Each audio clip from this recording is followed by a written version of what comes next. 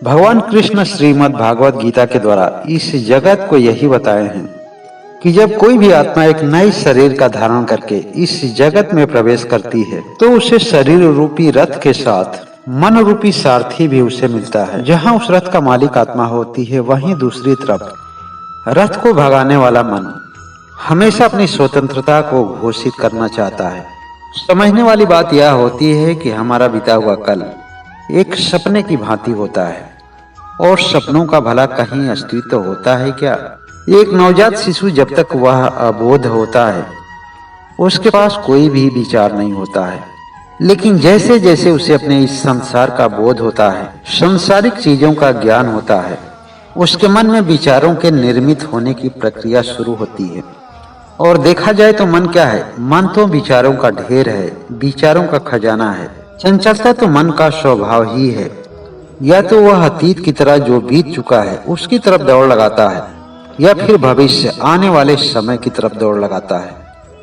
यदि कोई भी आदमी वर्तमान क्षणों को याद करके वह हंसना चाहता है, मुस्कुराना चाहता है, सुखी होना चाहता है, तो मन उसे याद दिलाता है कि तुम भूल गए कि तुम्हारे साथ क्या हुआ था, और उसे इस बात का भय दिलाता है कि अगर व्यर्थ में आज जश्न मनाते रहे, खुशी मनाते रहे, तो तुम्हारा आने वाला कल इससे भी बुरा होगा। और इस तरह से आदमी बीती हुई घटनाओं से दुखित हो जाता है या फिर भविष्य की चिंता में डूब जाता है। वर्तमान समय की मुस्कुराहट उसी क्षण गायब हो जाती है। यह सारा खेल मन इसलिए करता है कि उसे वर्तमान में ठहरने में मजा ही नहीं आता है, उसे तो केवल दौड़ में ही मजा आता है। और सपना क्या है? जो अभी मिला ही नहीं, या मिला था खो गया, उसे और भी अधिक सुंदर या और भी अधिक विस्तृत रूप में पा लेने के लिए विचारों का संग्रह है, विचारों की कल्पना है। एक किसान था जो भगवान कृष्ण का बहुत ही बड़ा भक्त था।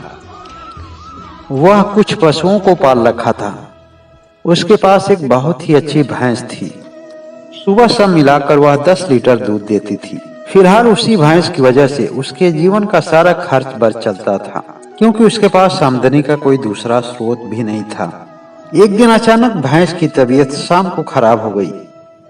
उसने इलाज के लिए डॉक्टर भी बुलवाया, लेकिन डॉक्टर की दवा का उस भैंस पर कोई भी असर नहीं पड़ा। फिर उसने एक दूसरा डॉक्टर बुलाया।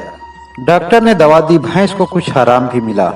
डॉक्टर ने कहा कि सुबह होते होते भैंस सही हो जाएगी, और इतना कहने के बाद वह घर चला गया। लेकिन जैसे ही रात को 10 बजा, उस भैंस के प्राण निकल गए। उस किसान को और उसकी पत्नी को लग रहा था कि भैंस सही हो जाएगी, लेकिन अचानक भैंस के मर जाने से वह अवाक रह गए, क्योंकि उस किसान के कोई बच्चे नहीं थे। उन पशुओं को ही अपना बच्चा समझकर प्रेम करता था। वह किसान पति पत्नी इस तरह से बिलखने लगे जैसे मानो उनका कोई पुत्र चला गया हो। रोती बिलखती हुई किसान की पत्नी तो कुछ समय के बाद सो गई, लेकिन किसान उसी भैंस के पास बैठा रहा।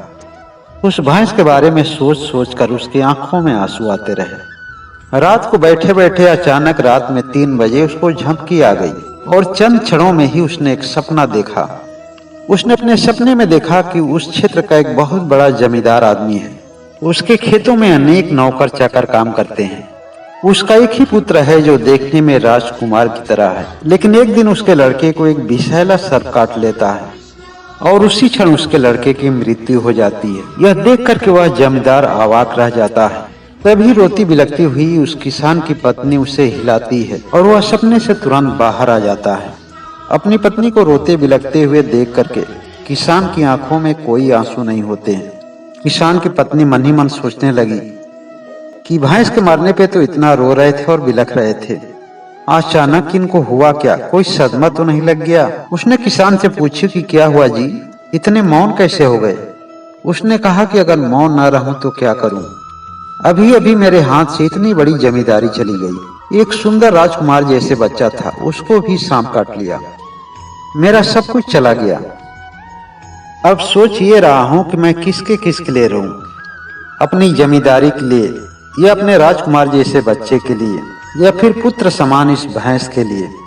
जब मैंने राजकुमार का सपना देखा तो भैंस का सपना मेरे चित्त से उतर गया, और जब मैंने भैंस को देखा तो राजकुमार का सपना मेरे चित्त से उतर गया। यानी जब एक सपना खोया तो दूसरा सपना पाया, और जब दूसरा सपना खोया तो पहला सपना पाया। किसान को इस बात का ज्ञान हो गया कि भैंस हो या राजकुमार, फिलहाल हैं दोनों तो एक सपने की तरह, और सपनों के पीछे अपना समय क्यों बर्बाद करना। जो हुआ हमारे परमात्मा की मर्जी थी, और जो आगे होगा भी वह भी परमात्मा की मर्जी होगी। अर्थात जो मेरे पास है, जो अभी मुझे दिख रहा है, वही मेरा जीवन है। और हम लोगों को यह बात कभी नहीं भूलना चाहिए कि परमात्मा देता है तो लेता भी है, और जब लेता है तो कुछ न कुछ देता भी है। और हम मनुष्य तुच्छ प्राणी, जो पाकर तो खुश होते हैं लेकिन खोकर दुखी होते हैं, और अज्ञानता ही हमारे दुख का सबसे बड़ा कारण है। हम लोग प्रभु की भक्ति तो करते हैं, फिर भी अपने परमात्मा से दूर रहते हैं, क्योंकि केवल ज्ञान ही परमात्मा तक ले जा सकता है। इस संसार में क्या खोना है और क्या पाना है। जो है ही नहीं उसे पाया कैसे जा सकता, और जिसे पाया नहीं जा सकता उसे खोया कैसे जा सकता है। इसी के साथ एक बार फिर से बोले श्री राधे श्री राधे।